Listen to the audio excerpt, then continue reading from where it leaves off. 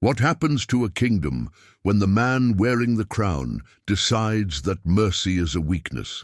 Imagine a world where royal authority is not a symbol of order, but a blade constantly poised above the necks of the innocent. In the early medieval landscape of Saxon Britain, power was not merely exercised, it was imposed through blood, decrees, and fear. The chronicles we read today often sanitize these rulers, painting them as heroic founders of nations, but beneath the polished legends lies a darker truth carved in iron and bone. The Saxon kings ruled through edicts that blurred the line between governance and brutality, enforcing loyalty through punishments designed not just to kill, but to humiliate, to terrify, to send messages that echoed far beyond the execution grounds. Picture a village at dawn, fog rolling over thatched roofs as royal messengers arrive with scrolls sealed in wax, announcing new laws that promise protection but carry threats buried in their ink. These were not simple proclamations. They were instruments of psychological domination. Entire communities could be condemned for the actions of one man, and collective punishment became a weapon sharper than any sword. These kings believed that order emerged only when terror lived in the hearts of their subjects. Every decree was infused with the same ruthless logic. Obedience must be extracted, not earned. And the people learned quickly that disobedience was not just dangerous, it was annihilating. In these chronicles of medieval violence, you will find orders that demanded executions without trial, laws that permitted mutilation for minor offenses, and royal commands that turned neighbor against neighbor. The Saxon world was a place where a king's word reshaped human lives with terrifying speed. And yet, what may shock you most is not the brutality itself, but how normal it became within the machinery of early monarchy. Fear was woven into the fabric of everyday existence. A single rumor could ignite a chain of royal retaliation. A whisper of rebellion could ensure that an entire family vanished before sunset. The Saxon kings mastered this art of control long before their empires formed recognizable borders, and their blood-soaked policies shaped the psychological landscape of medieval Europe. But there is something deeper here, something that pulls us into this forgotten corner of history. When you see how effortlessly terror became law, you begin to understand how fragile society truly is when power flows unchecked. You start to question what people are capable of when survival depends on silence. You might even recognize patterns that echo across centuries, showing that authority built on fear never stays confined to one era. And as you absorb the stories behind these merciless orders, ask yourself one thing: how different would you have been if you had lived under a ruler who saw cruelty as governance? What you will uncover in the next parts may challenge everything you think you know about early medieval kingship. Before we move forward, tell me what struck you the most so far, because your perspective shapes how deeply we explore this darker layer of history. If this opening made you reflect, leave a comment, give the video a like, and check if you are subscribed so you do not miss what comes next. As what follows reveals even more disturbing layers hidden beneath the myths of Saxon power, leading us deeper into the machinery of fear that defined an entire era. The machinery of Saxon authority did not rely solely on royal charisma or battlefield triumphs. It was built on a system of punishment so deeply woven into daily life that fear became a form of governance as tangible as the wooden halls where kings held court. Beneath the imagery of heroic warriors and noble rulers lies a far more complex and unsettling reality. The Saxon kings constructed a legal structure in which punishment served not only as retribution, but as spectacle, warning and psychological conditioning. Every blow of the executioner's axe, every hand severed for theft, every family displaced by accusation contributed to a culture where obedience was enforced through ritualized violence. These collective punishments, fast, unrelenting, and public, functioned as a constant reminder that the king's power reached into every home and every life. Imagine living in a world where the mere hint of disloyalty from someone in your village could lead to the confiscation of farmland, the burning of homes, or the forced exile of families who had never committed a single offense. This was not collateral damage. It was a deliberate strategy. Saxon rulers understood that punishing an individual created a martyr, but punishing a community created submission.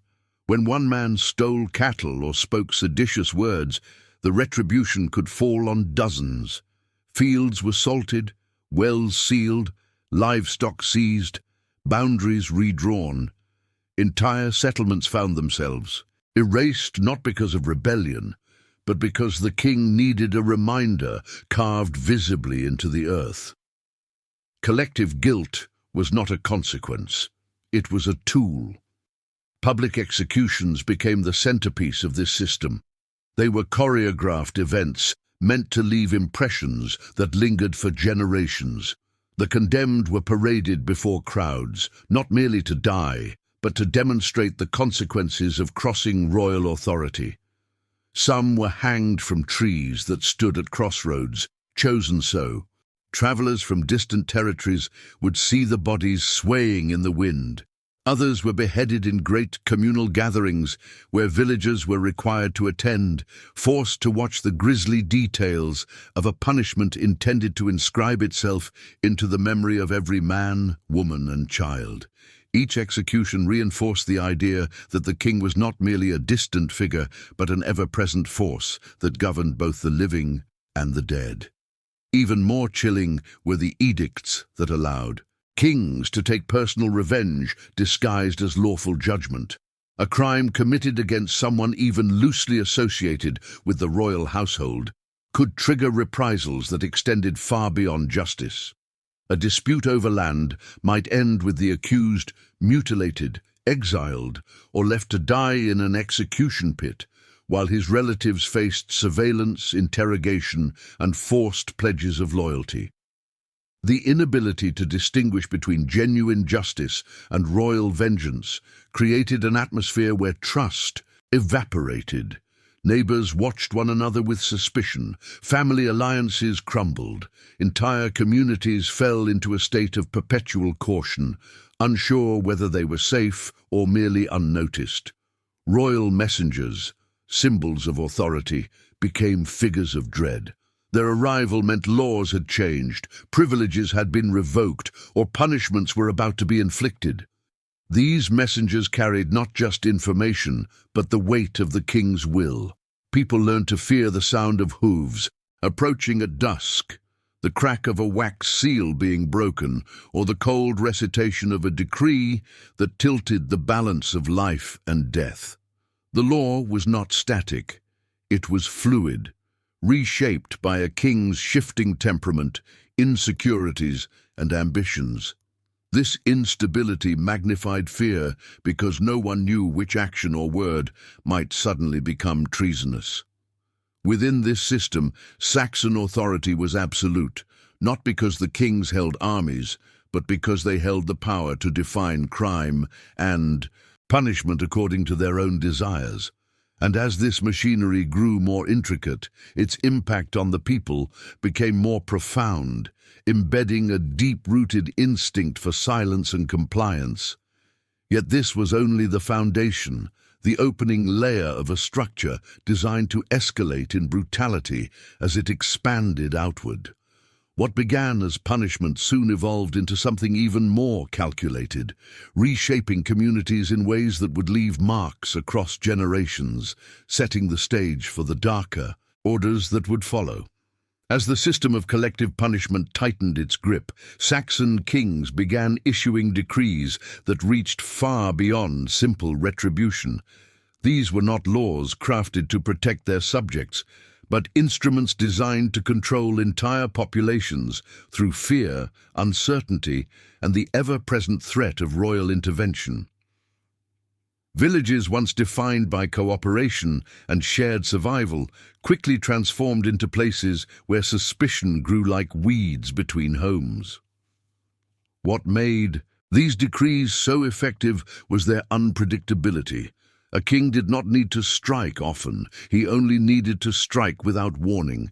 That lack of pattern, that deliberate randomness, was enough to keep communities constantly braced for devastation they could neither predict nor prevent. Royal edicts often targeted the heart of village life: land, food, and family structure. A decree might demand that every household present a share of its winter stores to the royal agents, even in years of famine. Failure to comply, whether through disobedience or simple scarcity, could be interpreted as rebellion. In such moments, the king's response moved swiftly from administrative correction to violent punishment. Entire granaries were seized, leaving families destitute. Livestock, the backbone of survival, could be confiscated overnight.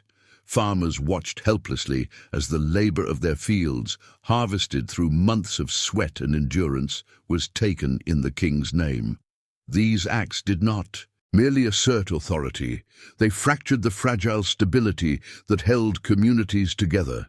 Some decrees weaponized the social hierarchy within the villages themselves.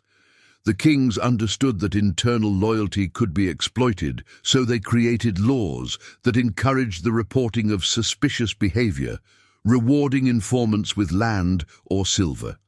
This meant that neighbor could turn against neighbor, not out of malice alone, but out of desperation or the desire to escape royal punishment. Themselves, a whispered accusation could end a life. A false report could reshape an entire village. This environment of mistrust gradually eroded the bonds that had traditionally preserved social order. People no longer feared only the crown. They feared one another because anyone might become the conduit through which royal punishment arrived. Even more devastating were the decrees that compelled entire villages to relocate. Sometimes justified as strategic defense, these forced migrations were often thinly veiled punishments for perceived disloyalty. Families were uprooted from lands their ancestors had cultivated for generations. Their homes were burned or left to rot, ensuring they could never return. The forced movement of people served multiple purposes. It broke up communities that might harbor rebellious ideas, spread fear across the kingdom, and demonstrated the king's absolute power. Every displacement created ripples across the region as frightened refugees carried stories of royal wrath into neighboring territories, reinforcing the king's reputation as a ruler whose authority was absolute and whose judgments were irreversible. Public enforcement of these decrees further amplified their psychological impact. Royal officers arrived in villages flanked by warriors, their presence a living reminder of the king's reach. These officers did not negotiate, they pronounced. Their arrival meant that change was already decided, and resistance was not only futile, but fatal. Villagers watched as these agents marked homes with carved symbols or burned signs to indicate who would be punished, who would be relocated, and who would lose their possessions. The marks remained long after the officers departed, lingering like scars across the community, silent symbols of how easily a king's will could reshape human life. But perhaps the most terrifying aspect of these decrees was their permanence. Once issued, they could not be appealed. The king's word was final, leaving entire populations trapped under the weight of decisions made far from their fields, hearths, and families.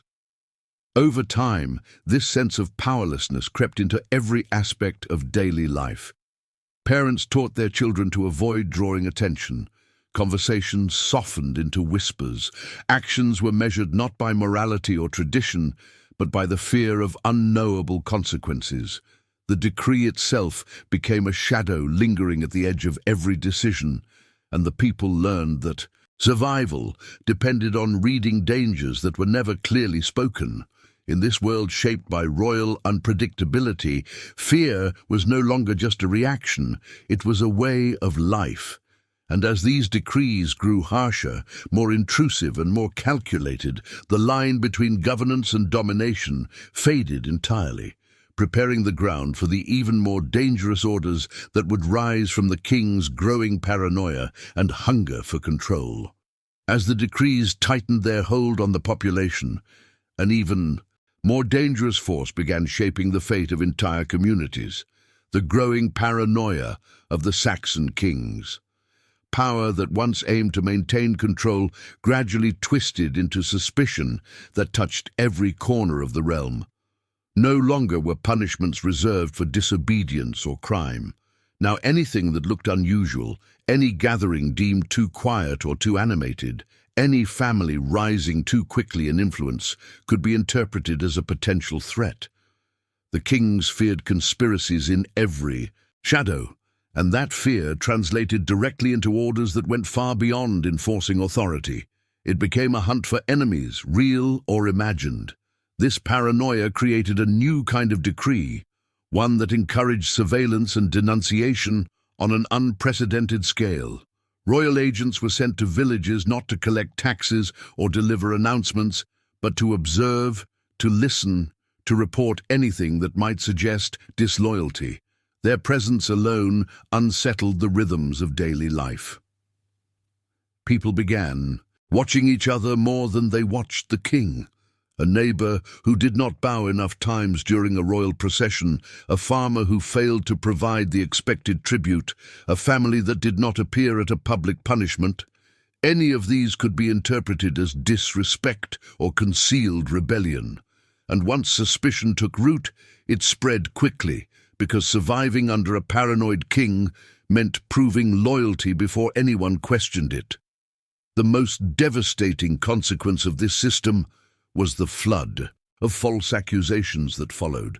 Villagers, desperate to deflect attention from themselves, began pointing fingers at rivals, settling old disputes under the guise of loyalty to the crown.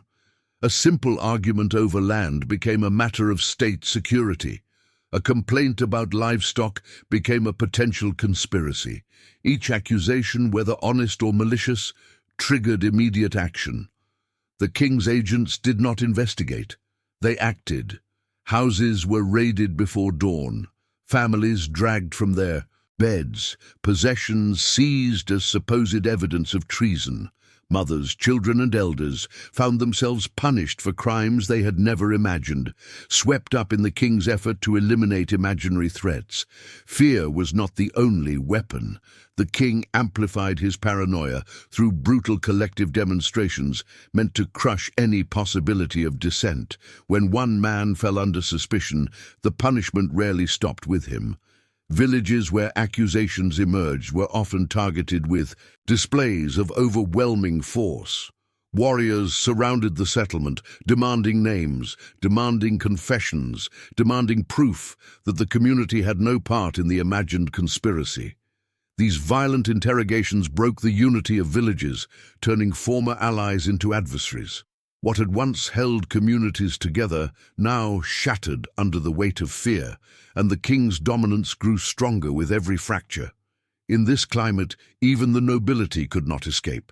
Advisors who once stood confidently at the king's side began treading lightly, aware that a single misinterpreted gesture or a poorly chosen word might be twisted into evidence of betrayal. Some disappeared quietly, taken at night to isolated strongholds.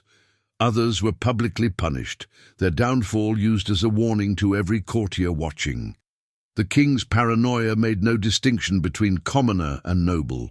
It consumed anyone who might be seen as a competitor, an opponent, or simply a reminder that the monarch's power was not absolute. This unpredictability left everyone vulnerable because no one could predict which detail of their life might appear suspicious under the king's volatile gaze. The consequences of this atmosphere were profound. Villages that once celebrated festivals with musicians, shared meals, and open laughter became silent places where people avoided gatherings for fear of drawing attention. Trade slowed because travelers feared passing through territories where accusations could fall on strangers without explanation. Even the rhythm of daily chores changed. People learned to move carefully, speak cautiously, and conceal anything that might be misunderstood. It was not just the body that risked punishment, it was the appearance, the tone, the silence, the very breath drawn in the wrong moment. Through this wave of paranoia-driven decrees, the Saxon kings shaped a society where loyalty was measured not by devotion, but by fear. And as the weight of suspicion grew heavier, the punishments that followed would only become more violent, more personal, and more devastating, pushing the kingdom into deeper shadows where brutality and law became indistinguishable. Before we continue, share in the comments what part of this oppressive atmosphere stood out to you the most and why it resonates with the darker side of human history. As paranoia tightened its grip on the Saxon kings, the boundary between justice and vengeance gradually dissolved, creating a brutal environment where personal grudges could masquerade as legal punishment. What had once been framed as the defense of the kingdom slowly evolved into a system where the king's own emotions shaped the fate of entire communities. The royal court, meant to serve as the center of law, became a theater where accusations were transformed into weapons, and the line between guilt and innocence was determined not by evidence, but by convenience. In this shifting landscape, punishment no longer served as a deterrent. It became an extension of the king's will, carried out with calculated cruelty. The Saxon legal codes, though primitive, were never meant to justify the sweeping acts of retribution that emerged during these eras of instability. Yet the kings manipulated these codes, stretching their meaning to legitimize actions that were far more akin to personal vendettas. If a petty lord questioned a decree, his entire household might be seized. If a village hesitated to fulfill a royal demand, the king could declare them offenders of the crown, using this label as justification for violent retribution. The result was a legal system that functioned less like a framework for justice and more like an arsenal the king could draw from whenever he felt challenged or slighted. One of the most devastating consequences of this distortion of justice was the rise of what could only be described as legalized massacres. Entire communities were punished for the actions or perceived actions of a few. A dispute between local families could escalate into a royal intervention that ended with scorched homes, confiscated livestock, and men being taken as captives under the accusation of rebellion.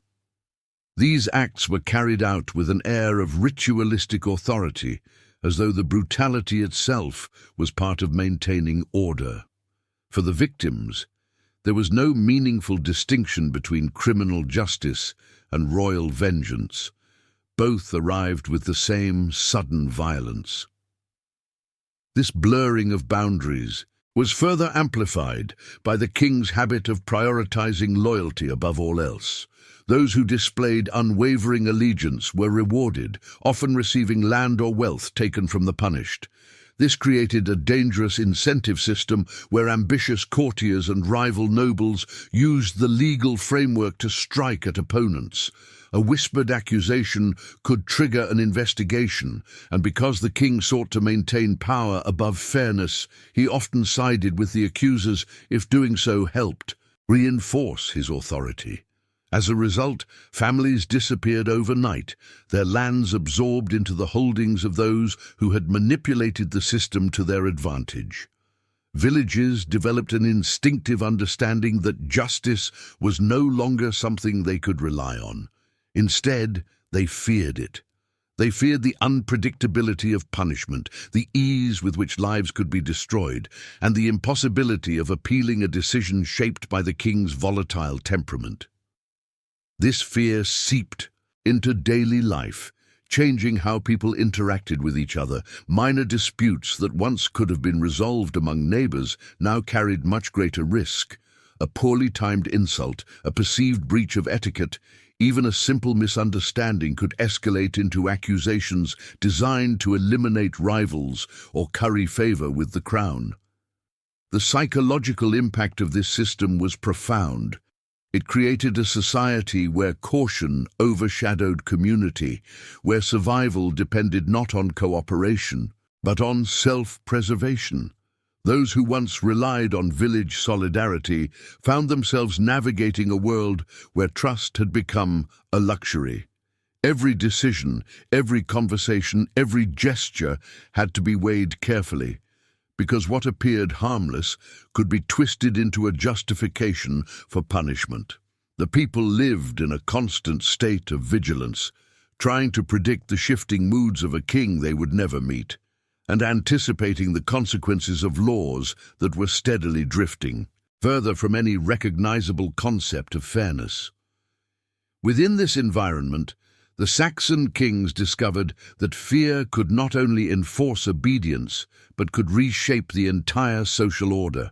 And as the machinery of vengeance disguised as justice grew more complex, its consequences reached deeper into the lives of both commoners and nobility, setting the stage for even more extreme policies that would push the boundaries of cruelty to new and unimaginable limits.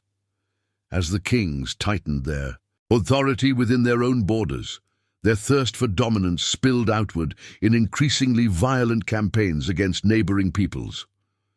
The Saxon rulers were not content with internal submission. They sought to ensure that every tribe, settlement and frontier stretching beyond their dominion understood the price of defiance.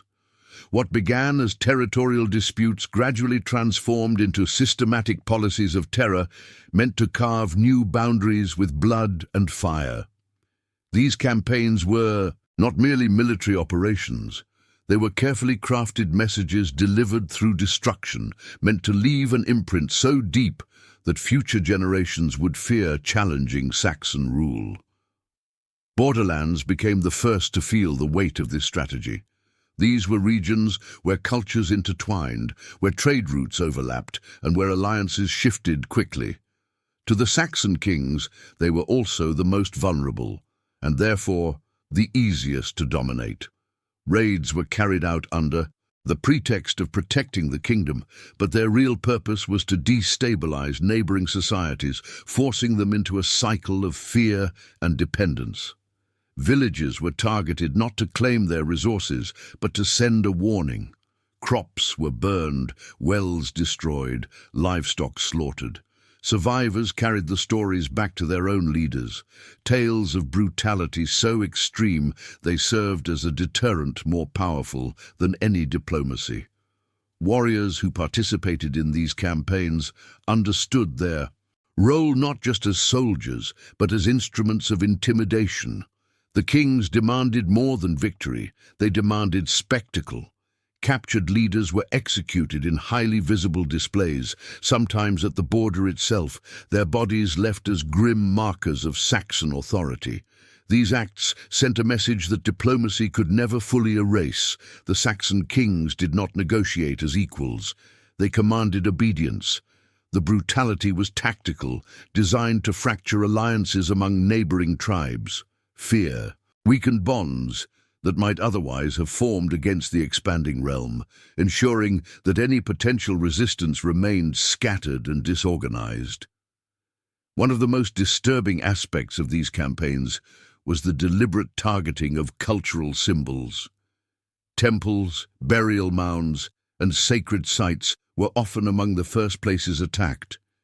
Destroying them inflicted a deeper kind of wound, one that reached far beyond the physical landscape. It disrupted the spiritual foundation of neighboring communities, undermining their sense of identity and stability. By striking at what people cherished most, the kings made it clear that even their beliefs could be trampled under the weight of Saxon expansion. These acts were more calculated than chaotic, chosen precisely because they broke the collective spirit of entire populations. The psychological impact of this growing network of violence extended deep into Saxon society as well. Young warriors, raised on stories of conquest, became accustomed to witnessing cruelty not as a last resort, but as a defining feature of kingship. They grew desensitized to suffering, and this hardened generation became the enforcers of the king's most extreme commands. Meanwhile, the common people developed an increasingly fatalistic view of their rulers. The king's reach seemed limitless, stretching from their own homes to distant territories where his power was asserted with equal force. This omnipresence magnified the atmosphere of obedience. At home, because if the king would go to such lengths to subdue foreign lands, what might he do to those within his own borders who dared to question him? Yet the most chilling consequence of these external campaigns was how they normalized the use of terror as a governing tool. Success on the battlefield reinforced the king's belief that fear was the most effective form of control. Every victory, every burned settlement, every display of violence validated this idea. The Saxon rulers began to view brutality not as a necessity but as a philosophy. They internalized the belief that a kingdom was strongest when its people and its enemies lived under the constant shadow of punishment. This mindset ensured that the same cruelty used outwardly would soon return inward with even greater intensity, shaping policies that reached into the heart of the Saxon court itself. And so, the methods perfected along the borders would soon be mirrored within the king's own hall, turning suspicion, punishment, and fear inward in ways that no one, not even the nobility, could escape. Inside the royal court, where torches flickered against timbered walls and whispers flowed like hidden rivers, the same brutality unleashed on villages and borderlands began turning inward. The Saxon kings, hardened by years of using fear as their primary tool of governance, gradually projected this violence onto those closest to them. The court, once seen as a sanctuary of privilege and influence, became a place where every gaze could be misinterpreted.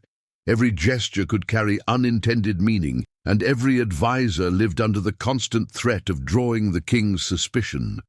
What had once been the beating heart of the kingdom transformed into a chamber lined with silent dread, where even the most loyal nobles learned to mask every emotion. It began subtly. A nobleman stripped of land for questioning a decree, a courtier quietly dismissed after the king misread a pause in conversation. But soon these incidents spiraled into something far more ruthless. The king, surrounded by ambitious men and cunning rivals, began to see threats in every movement. His paranoia, once directed toward villagers and foreign enemies, now penetrated the court's inner circle. The distinction between friend and traitor blurred. Loyalty became a moving target, one that shifted with the king's moods, insecurities, and the manipulations of others who sought to use suspicion to gain favor. Under these conditions, no one remained safe. The royal hall echoed with tension during feasts and councils. Nobles sat upright, measuring their words with precision, aware that a misplaced phrase could be twisted into evidence of betrayal. Many spoke only when spoken to.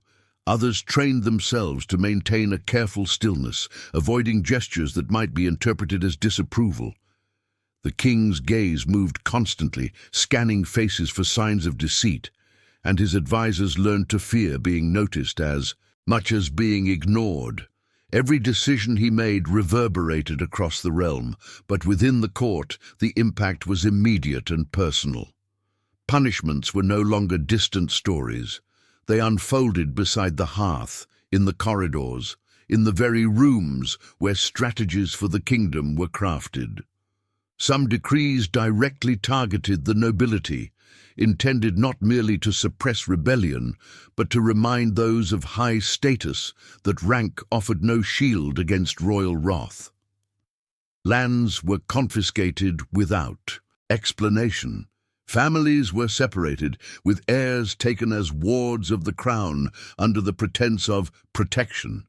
In more severe cases, nobles were forced into public confessions, admitting to crimes they had never committed simply to avoid more devastating consequences. These acts sent a clear message: the king's authority was absolute, even over those whose bloodlines were as ancient as his own. The court's internal dynamics deteriorated as nobles, desperate to avoid suspicion, began undermining one another. Whispered accusations flowed through the corridors like invisible poison. Alliances fractured as individuals sought to survive by offering the king information, true or fabricated, about potential threats. The king, already consumed by paranoia, accepted these accusations readily, interpreting them as confirmation of his fears. Each new denunciation reinforced his belief that betrayal lurked in every corner of his hall. The court, once a place of strategy and diplomacy, devolved into a battlefield of silent manipulations, where reputations were destroyed in moments, and loyalty was proven only through perpetual fear. Even the king's closest companions were not spared. Long-serving advisors who had guided him through years of conflict found themselves subjected to scrutiny. Their counsel, once valued, became suspect. Their proximity to the king made them even more vulnerable, for the slightest misstep could be interpreted as an attempt to influence him. The king's trust eroded gradually, until he stood surrounded by men who feared him more than they respected him, each one terrified of becoming the next example used to reinforce royal authority. This corrosive atmosphere permeated every aspect of court life. Feasts were quieter, celebrations muted, conversations fragmented into nervous pauses. The court no longer functioned as a unified governing body, but as a gathering of individuals bound together by shared fear. The brutality used to craft the kingdom's borders now redefined its center, shaping decisions in ways that strengthened the king's grip while weakening the very foundations of governance.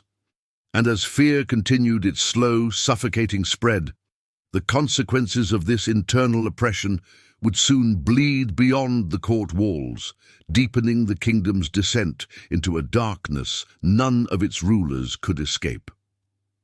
Before we continue, share in the comments what part of this oppressive royal court struck you most, and why it reflects the hidden violence behind medieval power.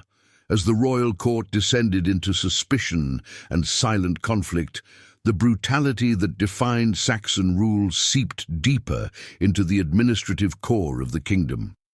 What had once been occasional displays of punishment evolved into a system where torture and execution became routine mechanisms for solving disputes, enforcing obedience, and extracting confessions.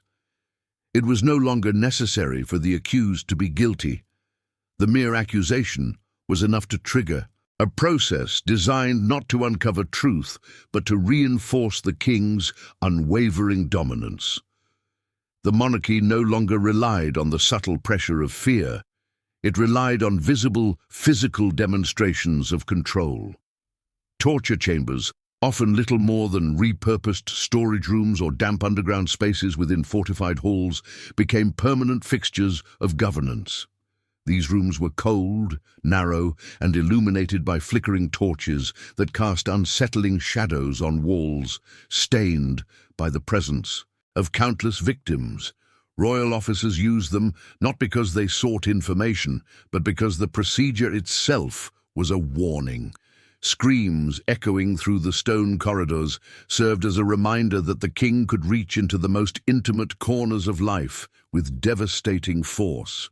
A peasant accused of withholding taxes, a merchant suspected of favoritism in trade, a noble rumored to be sympathetic to rivals, all were dragged into these spaces where pain replaced questioning. Confessions, whether true or coerced, were treated as formal proof of wrongdoing. They justified further punishment, sanctioned by royal decree and reinforced by the belief that obedience must be absolute.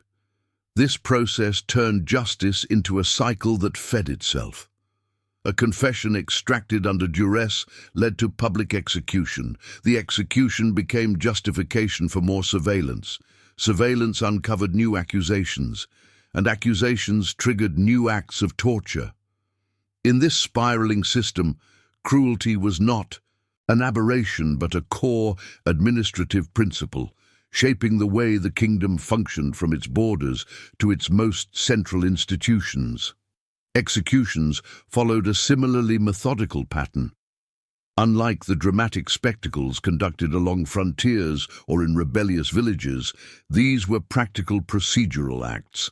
They were carried out with dispassionate precision, often in designated courtyards where villagers, servants, and visiting nobles could witness them.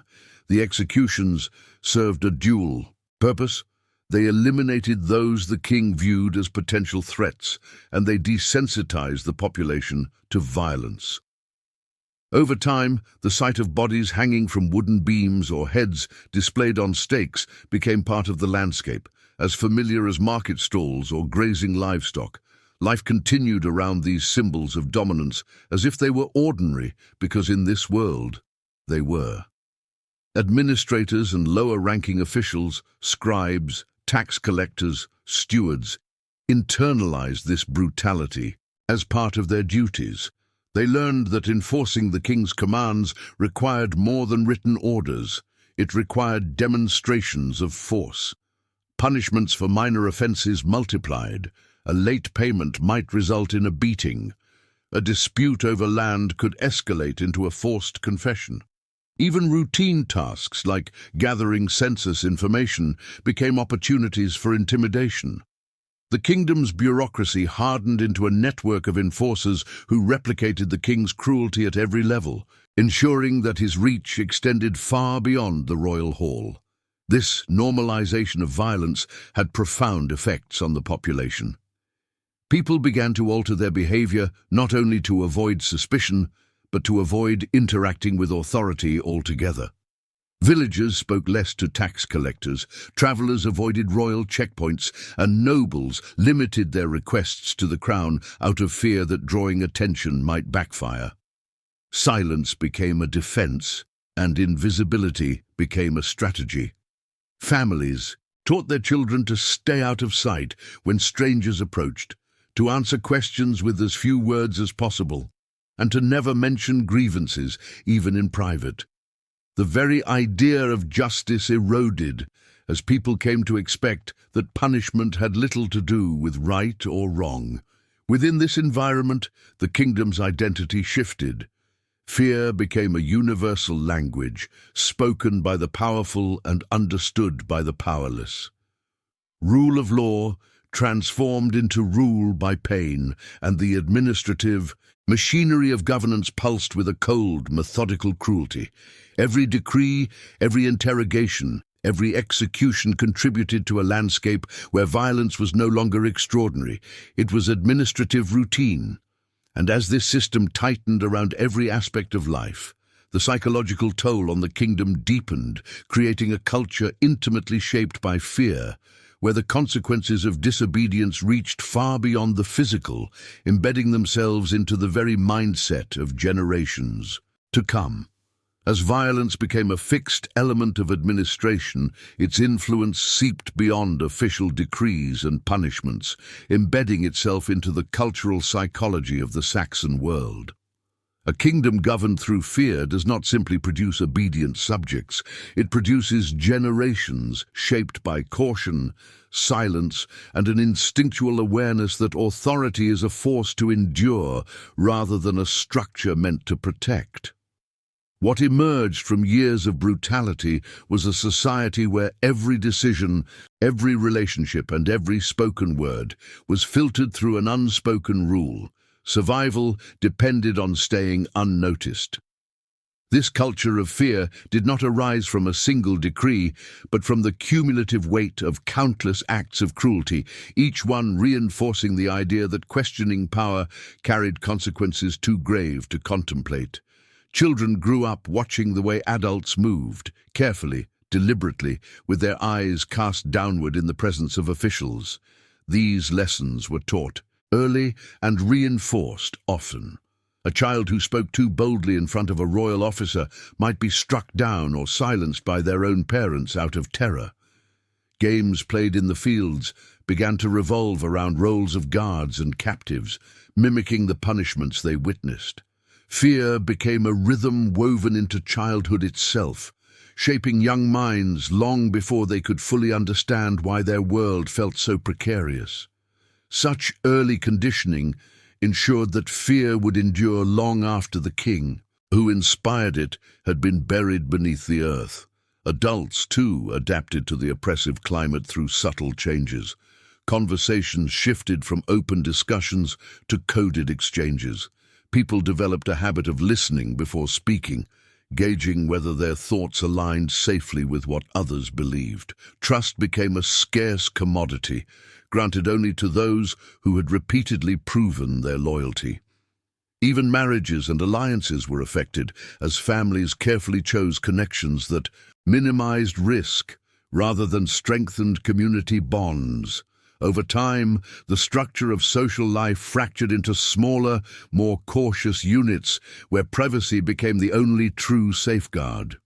Communal gatherings, once vital to Saxon culture, transformed into tense rituals where people monitored their own behavior as much as they monitored others. Festivals meant to celebrate harvests or victories grew subdued, stripped of the vibrant energy that once defined them. Laughter became muted, and storytelling, an essential tradition of Saxon identity, shifted towards safe topics that avoided anything that might be interpreted as criticism or defiance. The oral histories passed down across generations changed as well. Tales of heroic resistance faded, replaced by narratives emphasizing compliance and the dangers of stepping beyond the boundaries of authority. This internalization of fear reshaped the way people perceived the king. He was no longer viewed as a distant ruler, but as an ever-present force woven into daily life. His presence existed not in the physical form of a man, but in the laws, punishments, and unpredictable acts that hovered over every decision. Even when the king was far from their lands, the people felt him in the silence that hung over marketplaces, in the careful choice of words spoken around a hearth, in the glance exchanged between neighbors who both feared drawing attention. Authority became spectral, a looming shadow that followed them everywhere. The psychological effects extended even to those responsible for enforcing the king's will. Officers and lesser nobles, though wielding power, lived with a constant awareness that they too could become targets of suspicion. This precarious balance created a hierarchy where everyone, regardless of rank, existed in a state of vigilance. Those who enforced violence became desensitized to it, while those who witnessed it learned to avert their eyes. In this environment, empathy eroded gradually, replaced by a hardened instinct for self-preservation. The cumulative result was a society that no longer remembered what it meant to live without fear. Generations grew up with brutality as their baseline, unable to imagine stability or fairness in governance. The king's dominance extended beyond flesh and steel. It reached into the mental framework of his people, shaping how they understood power, loyalty, and survival. Even after the reign of a particularly merciless ruler ended, the psychological imprints of his decrees continued to influence the lives of those who followed. Fear outlived the kings who created it, passing silently from one generation to the next. And with the kingdom fully steeped in this atmosphere, where violence was routine, trust was fragile, and authority was absolute, the consequences of these blood-soaked orders echoed far beyond the years they were issued, preparing the ground for one final chapter where the cost of such rule would become unmistakably clear. As generations passed, under the shadow of relentless authority, the consequences of the Saxon king's violent decrees began to reveal themselves not only in the memories of the people, but in the very structure of the kingdom they sought to control. A society shaped by fear inevitably carries hidden fractures, and over time these fractures spread through every part of life, in family traditions altered beyond recognition, in communities that no longer remembered how to trust, and in institutions weakened by years of ruling through intimidation instead of loyalty. The legacy of these brutal orders extended far beyond the individual reigns of the kings who created them, forming a chain of psychological influence that stretched through centuries, long after their bones had returned to the earth. The policies of terror that sculpted the culture of obedience ended up leaving the kingdom vulnerable in unexpected ways. A population conditioned to silence rarely produces strong leaders or courageous voices capable of challenging new threats. When famine struck, people hesitated to report problems out of fear of being blamed. When foreign powers tested the kingdom's defenses, local rulers were too cautious to organize decisive resistance. Fear, once the king's greatest weapon, became a double-edged blade that weakened the resilience of the very society he needed to survive. The absence of trust, initiative, and unity left the kingdom exposed to external forces. It could no longer confront with the same confidence it once possessed. Even among the nobility, the consequences of violence left marks that time could not easily erase. Families destroyed by accusations, lands confiscated unfairly, and bloodlines erased through forced confessions created scars that complicated alliances for generations. Many houses that could have strengthened the kingdom instead carried private grievances that simmered quietly beneath every political decision. Some offered only half-hearted loyalty to future rulers. Others withdrew from court life entirely, preferring obscurity over the constant risk of drawing attention. By dismantling the social bonds that held the realm together, the kings ultimately weakened the very structure their brutality had been intended to preserve. The psychological effects extended into cultural memory as well. Songs, once composed to celebrate victories, gradually shifted toward darker themes. Stories of disappearances, unjust punishments, and villages erased under suspicion. These tales, whispered around hearths in the late hours of night, became a parallel history that preserved the truth hidden behind official chronicles. They offered warnings disguised as folklore, teaching children to be wary of those who held power, and planting seeds of skepticism that would shape the generations to come. The people learned to remember not only the glory of kings, but the suffering inflicted under their rule. Yet even as the kingdom struggled under the weight of these quiet wounds, the most enduring consequence was the way fear shaped the minds of those who lived through it. The instinct to avoid danger became ingrained so deeply that it influenced behavior long after the original decrees had faded into distant memory. A harsh gesture from an officer, a symbol carved into a wooden post, the arrival of a messenger at dusk, all of these could stir the old fear in the hearts of people who had never personally witnessed the violence of earlier reigns. The legacy continued not through active enforcement, but through the emotions preserved in families, stories, and cultural habits passed down through time. What began as a strategy to secure control ended as a shadow that haunted the kingdom for centuries. The brutality of the Saxon kings had reshaped not only their era, but the emotional architecture of those who survived it, creating a cycle that would influence how future rulers governed, how subjects obeyed, and how history recorded the truth. The echoes of these orders did not disappear with the fall of dynasties or the shifting of political borders. They remained embedded in the collective memory of a people who had learned that authority could turn violent in an instant, and that survival often depended on silence. And it is within these echoes, these lasting imprints of fear, obedience, and suffering, that we see the true cost of ruling through brutality. A cost that outlived every king who believed terror could hold a kingdom together.